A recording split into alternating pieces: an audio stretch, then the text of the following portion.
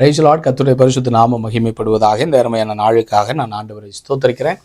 கடைசி நாட்களில் நடக்கிற சம்பவங்களை குறித்து நம்ம தியானித்து கொண்டிருக்கிறோம். விசேஷமாக 2 தீமோத்தேயு 3வது அதிகாரத்திலிருந்து கர்த்தர் நமக்கு கற்றுக் கொடுத்து கொண்டிருக்கிறார். இன்றைக்கும் கர்த்தர் நம்மோடு கூட பேசுவாராக. பரிசுத்த பிதாவே, நீர் எங்களோடு பேசுங்க. வருகைக்காக எங்களை நீர் ஆயத்தப்படுத்தும்படிக்காய் நாங்கள் ஜெபிக்கிறோம். உடைய மகிமை உள்ள கரத்தில் எங்களை அர்ப்பணிக்கிறோம். இயேசுவின் நாமத்தில் பிதாவே, ஆமென்.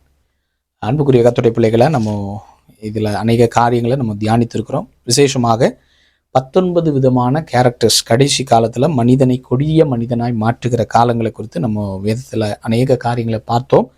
அதில் முக்கியமாக 19 விதமான காரியங்கள் ஒரு மனிதனுக்குள்ளிருந்து மனிதனை கெட்டு போக அல்லது மனிதனை கொடிய ஒரு மனிதனாய் மாற்றிவிடும் என்று சொல்லி கர்த்தர் சொன்ன காரியங்களை அந்த வேதத்தில் பார்க்கிறோம். அதில் இன்னைக்கு 10வதாக 3வது வசனம், சுபாவ அன்பில்லாதவர்களாயும் என்று சொல்லி ஆண்டோடைய வார்த்தை சொல்லுகிறது. அப்போது கடைசி காலத்தில் என்ன நடக்குமா? அன்பு குறைகிற ஒரு காலம். அன்பு என்ன செய்யுமா? குறைந்து போகிற காலம். அப்போது அன்பு குறைந்து போகிற காலம் என்று சொல்லும்போது யார் மேலே அன்பு குறையும் அப்படின்னு சொல்லி நமக்குள்ள கேள்விகள் வரலாம். அப்போது இதை குறித்து நான் ஆண்டோட சமூகத்தில் தியானிக்கும் போது, ஆண்டோட சமூகத்தில் உட்கார்ந்து இதை பல நாட்கள் நான் பல இடங்களில் ஆண்டோட வார்த்தையை கொடுத்துருக்கிறேன். இப்போ தியானிக்கும் போது என்னுடைய இருதயத்தில் வந்த ஒரு காரியம் என்னவென்று சொன்னால், ஆண்டோர் தியானிக்கும் போது கொடுத்த வசனம் மத்தேயு 24வது அதிகாரம், கடைசி காலங்களை குறித்து சொல்லப்பட்ட ஒரு அதிகாரம் தான். 12வது 24:12, அக்கிரமம் மிகுதியாவது நாள் அநேகருடைய அன்பு தணிந்து போகும் என்று சொல்லப்பட்டிருக்கிறது. இப்போ கடைசி காலம் என்று சொல்லும்போது இது ஆண்டோடைய வருகைக்கான அடையாளத்தில் ஒன்று தான். 24:12, அக்கிரமம் மிகுதியாகும். கடைசி காலம் என்று சொல்லும்போது அக்கிரமம் மிகுதியாகிற காலம். இப்போ நம்ம பார்க்குறோம், உலகம் எங்கும் நம்ம பார்த்து கொண்டிருக்கிறோம். உலகத்தில் அக்கிரமம் பெருகி கொண்டிருக்கிறது. எங்கே பார்த்தாலும் அக்கிரமம், எங்கே பார்த்தாலும் அக்கிரமங்கள் பெருகி கொண்டிருக்கிறது. நம்ம நியூஸில் ஒவ்வொரு நாளும் நியூஸில் படிக்கிறோம். ஒவ்வொரு நாளும் உலகத்தில் நடந்து கொண்டிருக்கிற சம்பவங்கள் எல்லாம் பார்க்கும்போது நம்முடைய கண்களுக்கு முன்னாடி அக்கிரமம் பெருகி கொண்டே இருக்கிறது. அநேக நேரங்கள் நம்ம நினைக்கிறோம், ஏன் அக்கிரமம் பெருகிறது? ரீசன் தெரியல, நிறைய பேருக்கு தெரியல. ஆனால் நமக்கு தெரியும், கடைசி காலத்தில் என்ன உண்டாகும்? அக்கிரமம் பெருகும் என்று சொல்லி ஆண்டவர் சொல்லுகிறாரு. அப்போது அக்கிரமம் பெருகிறதுனால என்ன நடக்குமா? மிகுதியாவதினால் அநேகருடைய அன்பு தணிந்து போகும். இதுதான் நம்முடைய இந்த நாள் கூடிய செய்தி. அப்போது அநேகருடைய அன்பு தணிந்து போகிற காலம், அன்பு குறைந்து கொண்டிருக்கிற காலங்க. அன்பு குறைந்து கொண்டே இருக்கிறது. ஒரு காலத்தில் தாய்க்கும் பிள்ளைக்கு இருந்த அன்பு இன்னைக்கு காணோம். தாய் பிள்ளையை கொலை பண்ணுறான், தாய் பிள்ளைகளை கொலை பண்ணுற காலம்தான் இந்த காலம். ஒரு காலத்தில் பிள்ளைக்கும் பெற்றோருக்கும் நல்ல ஒரு அன்பு இருந்த காலம் மாறி போய்விட்டது. பிள்ளைகளே சொந்த தாயை தகப்பனை கொலை பண்ணுகிறாங்க. எங்கே அன்பு போயிடுச்சு? அன்பு இல்லை, பெற்றோருக்குள்ள அன்பு இல்லை, கணவன் மனைவிக்குள்ள அன்பு கிடையாது. ஏன் இது பெருகி கொண்டிருக்கிறது? ஏன் இவ்வளவு கொடுமை உலகத்தில்? ஏன் இவ்வளவு அன்பு குறைந்து போய் கொண்டிருக்கிறது?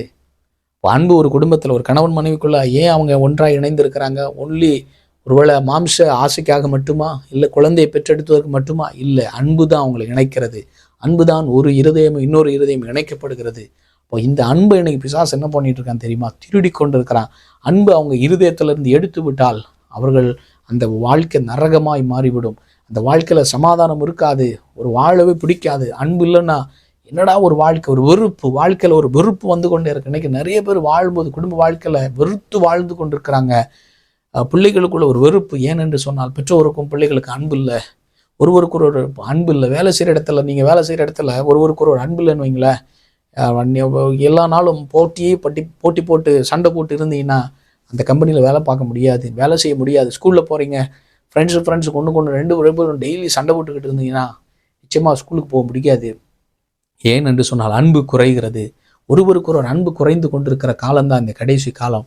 அதனால் ஆண்டவர் சொல்கிறார், இந்த அன்பு குறைந்து போகிற காலத்தில் ஆண்டவர் உங்களையும் என்னையும் இந்த பூமியில் அவர் தான் நம்மை வாழ வைத்து அவர் நமக்கு ஏற்ற நாட்கள் அவர் என்ன செய்யணும்? அந்த அன்பை தந்து நம்ம நடத்தணும்னு விரும்புகிறார். அப்போது ஒருவேளை பல நேரங்களில் நம்ம நினைக்கிறோம், ஏன் இந்த மாதிரி பிரச்சனைகள் பெறுகிறது என்று சொல்லி நமக்கு தெரியலை.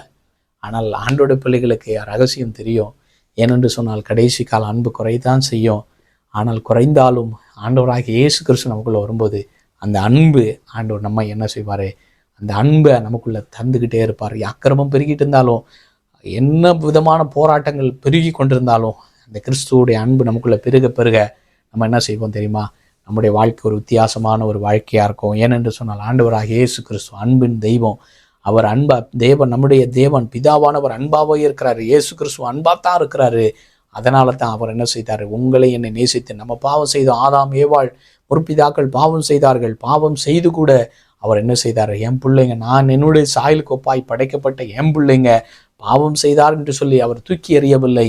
ஐயோ, என் சாயலாய் படைக்கப்பட்ட என் கரத்தினால் உருவாக்கப்பட்ட என் பிள்ளைங்க பாவம் செய்தது உண்மைதான், ஆனால் அவர்களை அப்படியே விட்டுறக்கூடாதுன்னு சொல்லி அவர்கள் மேலே ஒரு அன்பு செலுத்தி அந்த அன்பை என்ன செய்தார், பிதாவானவர் மேலே வைத்த அன்பு நிமித்தமாக அவருடைய செல்ல குமாரனை அவருடைய மடியில் செல்ல பிள்ளையாய் வாழ்ந்து இருந்த அந்த பிள்ளையாகிய இயேசுவை இந்த பூமியில் மனுஷகுமாரனாக பிறக்க வைத்து அவர் நமக்காய் சிலுவையில் தன்னோட சொந்த குமார் என்று பாராமல் அவர் என்ன செய்தார், அவர் நமக்காக அந்த அன்பை காண்பித்து அவ்வளோ பெரிய அன்பு, நமக்கு ஜீவனை தந்து நம்மை மீட்டெடுக்கிற அவ்வளோ பெரிய அன்பை நமக்கு காண்பித்திருக்கிறார். ஏனென்று சொன்னால், அன்பு இழந்து போன உலகத்தில் தான் ஆதாம் ஏவாளுக்குள்ள அன்பு போய் உண்மைதான், தேவன் மேலிருந்து அன்பு போனது உண்மைதான். ஆனாலும் அந்த அன்பை மறுபடியுமாய் கொடுக்கும்படிக்காக இயேசு கிறிஸ்து இந்த பூமியில் வந்தார். அதைத்தான் பாருங்கள், மத்திய 22வது அதிகாரத்தில் அன்பை குறித்து ஆண்டவர் பேசும்போது மிக முக்கியமாக 2 விதமான அன்பை சொல்கிறாரு. ஒருவன் அவரை சோதிக்கும்படி வந்து கேட்குறாரு. என்ன கேட்குறாருன்னா, போதகரே, நியாயப்பிரமாணத்தில் எந்த கற்பனை பிரதானமானது என்று கேட்டான். இயேசு அவனை நோக்கி, உன் தேவனாகிய கர்த்தரிடத்தில் உன் முழு இருதயத்தோடும் உன் முழு ஆத்மாவோடும் உன் முழு மனதோடும் அன்பு கூறுவாயாக, இதுவே முதலாவது கற்பனை. 2வது இதற்கு ஒப்பாயிருக்கிற 2ஆம் கற்பனை என்னவென்றால், உன்னிடத்தில் நீ அன்பு கூறுவது போல பிறனிடத்திலும் அன்பு கூறுவாயாக என்பது. அப்போ ஆண்டவர் சொல்றாரு, முதலாவது தேவனிடத்தில் அன்பு செலுத்த வேண்டும் ஒன்று, 2வது என்ன நேசிக்கிற மாதிரி நாம் பிறரை நேசிக்க வேண்டும். இப்போ இந்த 2மே பேலன்ஸாக இருக்கணும். இன்றைக்கி நிறைய பேர் பார்க்குறீங்க, ஆண்டவரை அறிந்தவங்க ஊழியக்காரராக இருக்கட்டும், கிறிஸ்தவங்களாகட்டும், ஆண்டவரை ரொம்ப நேசிக்கிறேன்னு சொல்லி தேவனை நேசிப்பாங்க. ஆனால் மற்றவங்க கூட இருக்கிறவங்கள நேசிக்க மாட்டாங்க, கூட குடும்பத்தில் இருக்கிறவங்கள நேசிக்க மாட்டாங்க, பக்கத்து வீட்டுக்காரங்களை நேசிக்க மாட்டாங்க, மருமகளை நேசிக்க மாட்டாங்க, மாமியாரை நேசிக்க மாட்டாங்க. ஆனால் எனக்கு பார்த்தீங்கன்னா, நான் கடவுள் மேலே அவ்வளோ அன்பாக வச்சுருக்கிறேன், சர்ச்சுக்கெல்லாம் டைமாக போவாங்க, நல்லா ஜெபம் பண்ணுவாங்க, உபவாசம் பண்ணுவாங்க. ஆனால் அன்பில்லாத ஜெபம் எதற்கு? ஆண்டவர் சொல்றாரு, என் ஆண்டோடைய வார்த்தைக்கு கீழ்ப்படியாமல் நம்ம ஜெபம் பண்ணால் கூட அதை அருவருப்பாய் கர்த்தர் எண்ணுகிறார். அப்போ நம்ம என்ன செய்யணும்? முதலாவது தேவனை நேசிக்கணும், உண்மைதான், முழு மனதோடு முழு ஆத்மாவோடு முழு இருதயத்தோடு நம்ம நேசிக்கணும். 2வது, நான் என்ன நேசிக்கிற மாதிரி நாம் மற்றவர்களை நேசிக்கிறவனாக இருக்கணும். ஆனால் கடைசி காலம் இந்த 2மே குறையத்தான் செய்யும். கடவுள் மேலே அன்பு குறையும், மனுஷன் மேலே அன்பு குறையும். இந்த 2 நடந்து கொண்டிருக்கிறது. ஆனாலும் இந்த கடைசி காலத்தில் இதை நாம் அறிந்து கொண்டு இன்னைக்கு சபைகளுக்கு இதை கற்றுக் கொடுக்கணும். இப்போ அன்பு குறைகிற காலம்தான், ஆனாலும் அன்பை தந்த தேவன், அன்புக்காக ஏங்குகிற தேவன் ஒருவர் இருக்கிறாரு. அந்த அன்பை நமக்குள்ள தர வேண்டும் என்று விரும்புகிற தேவன் உண்டு. அன்பு குறைகிறது உண்மை தான், ஆனாலும் அந்த அன்பை மறுபடி நமக்குள்ள ஊற்ற அவர் என்ன செய்கிறாரு, அவர் விரும்புகிறார். அதைத்தான் ரோமர் 5:5 சொல்லுது, மேலும் நமக்கு அருளப்பட்ட பரிசுத்த ஆவியினாலே தேவ அன்பு நம்முடைய இருதயங்கள் ஊட்டப்பட்டிருக்கிறபடியினால் அந்த நம்பிக்கை நம்மை வெட்கப்படுத்த. அப்போ பரிசுத்த ஆவியானவருக்குள்ள வாழ்கிற ஒரு கிறிஸ்தவனா இருப்பானால், ஆவியானவரை பெற்ற ஒரு கிறிஸ்தவனா இருப்பானா, ரட்சிக்கப்பட்டதோடு பரிசுத்த ஆவியின் அபிஷேகத்தை பெற்று வாழ்கிற ஒரு கிறிஸ்தவனா இருப்பானால் அவனால நேசிக்காம இருக்கவே முடியாது. அவன் முக்கியமா அவன் முதலாவது தேவனை ரொம்ப நேசிப்பான், 2வது மற்றவர்களையும் தன்னை போல நேசிப்பாங்க. ஒருவேளை சில சூழ்நிலைகளில் நேசிக்க முடியாத சூழ்நிலை வந்தால் கூட உடனடியாகவே நான் பண்ணுற தப்பு, இப்படி நான் பண்ணக்கூடாதுன்னு சொல்லி மறுபடியும் என்ன பண்ணுவாங்க, மனம் திரும்பி ஆண்டவரை தேட ஆரம்பிப்பாங்க.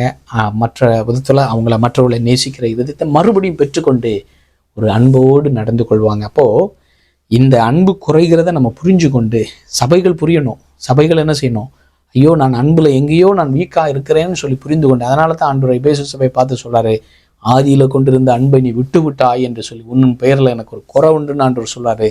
இன்றைக்கி இதை கேட்டுக்கொண்டிருக்கிற கர்த்தருடைய பிள்ளைகளை, அன்பு எவ்வளோ குறைந்து போனாலும் பரவாயில்ல, ஆனால் ஆண்டவர் சொல்றாரு, அவரை தேடி வந்தால், அவருடைய அபிஷேகத்தை பெற்றால், அவருக்குள்ள நீங்களும் நாடும் நிரம்பி வாழ்ந்தால் அன்பு நமக்குள்ள பெருக்கெடுத்து ஓடும் என்பதில் சந்தேகம் இல்லை.